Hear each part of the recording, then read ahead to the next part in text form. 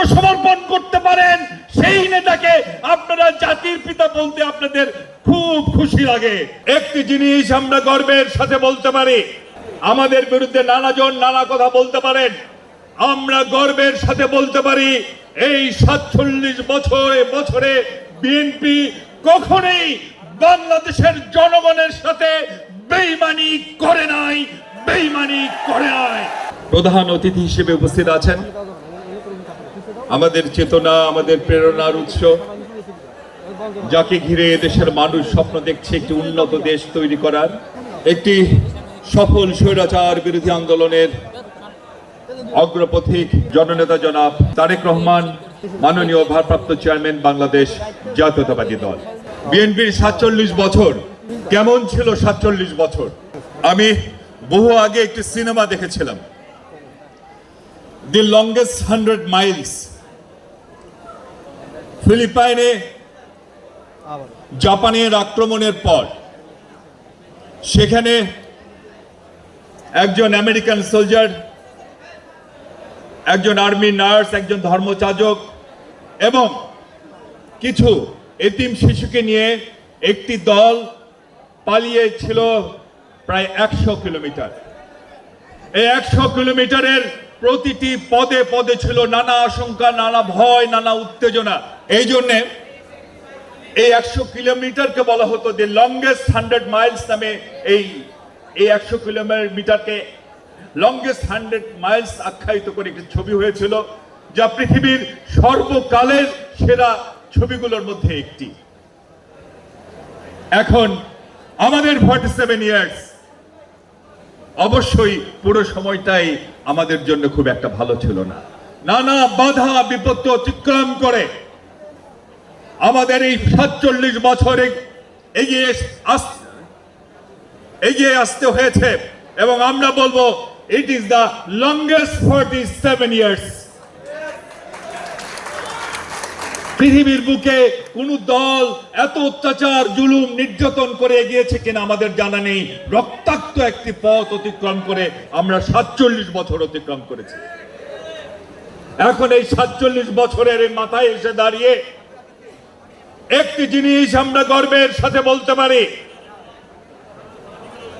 আমাদের বিরুদ্ধে নানাজন নানা কথা বলতে পারেন, আমরা গর্বের সাথে বলতে পারি এই ৪৭ বছরে বিএনপি কখনোই বাংলাদেশের জনগণের সাথে বেইমানি করে নাই।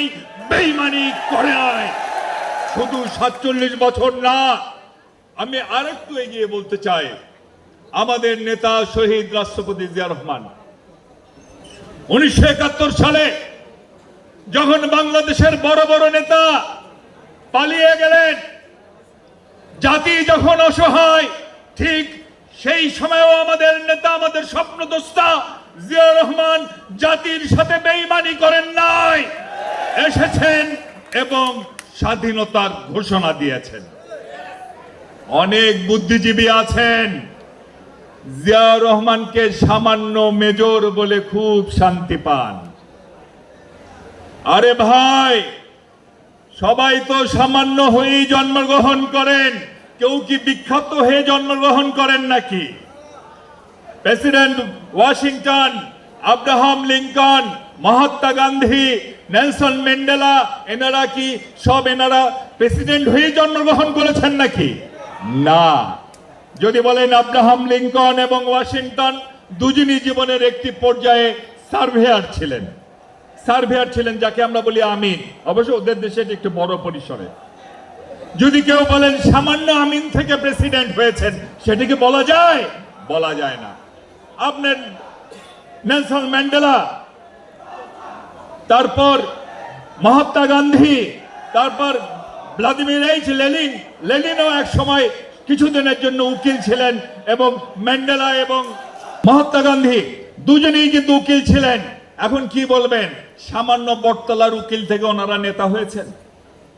না।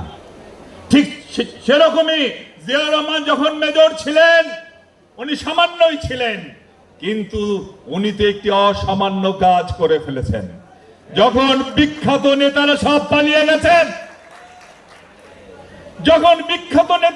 পালিয়ে গেছেন, এই অক্ষত এই বিখ্যাত কাজটি সেই সময় করতে বাধ্য হয়েছিলেন। তথাকথিত কিছু বুদ্ধিজীবী ওনাকে অখ্যাত মেজর বলতে খুবই আত্মসমর্পণ করতে পারেন সেই নেতাকে আপনারা জাতির পিতা বলতে আপনাদের খুব খুশি লাগে। আর যে নেতা নিজের স্ত্রী সন্তানকে অসহায় অবস্থায় ফেলে, নিজের স্ত্রী সন্তান, আমার আমি মনে হলো আল্লাহর কাছে বললাম, হে আল্লাহ, এই দৃশ্য দেখবার আগে কেন আমার মৃত্যু হলো না। ভাইরা আমার, সারা বাংলাদেশে এরকম বিএনপির বহু নেতা কর্মীদের পঙ্গু করে দেওয়া হয়েছে রাজনীতি করার অপরাধে। আমরা পঙ্গু হয়েছি, আমরা জীবন দিয়েছি, কিন্তু আমরা জনগণের সাথে বেইমানি করি নাই। আজ যখন অনেকে বলে বিএনপিরা তো খুশি খুশি ভাব কেন, বিএনপি কি ক্ষমতায় চলে গেছে কিনা? না না না, বিএনপি আমরা মনে করি জনগণ যাকে ভোট দিবে সেই ক্ষমতায় যাবে। কিন্তু আমাদের মধ্যে একটি আস্থা আছে, আমাদের মধ্যে একটা বিশ্বাস আছে, জনগণ যারা জনগণের সাথে বেইমানি করে না, তাদের সাথে জনগণ কখনো বেইমানি করে না। তাই যখনই বাংলাদেশের জনগণের সুযোগ হবে, ইনশাআল্লাহ ব্যালট বাক্সে ধানের শীষের ভোটের অভাব হবে না। তার কারণ এদেশের জনগণের সাথে আমরা কখনোই বেইমানি করি নাই, আমরা তাদের সাথে ছিলাম, আছি এবং আগামীতেও থাকবো ইনশাআল্লাহ আমাদের নেতা জনাব তারেক রহমানের নেতৃত্বে। শহীদ অমর হোক, দেশনেত্রী বেগম খালেদা জিয়া জিন্দাবাদ, বাংলাদেশের অহংকার তারেক রহমান জিন্দাবাদ। সবাইকে বিএনপির জন্মদিনের শুভেচ্ছা।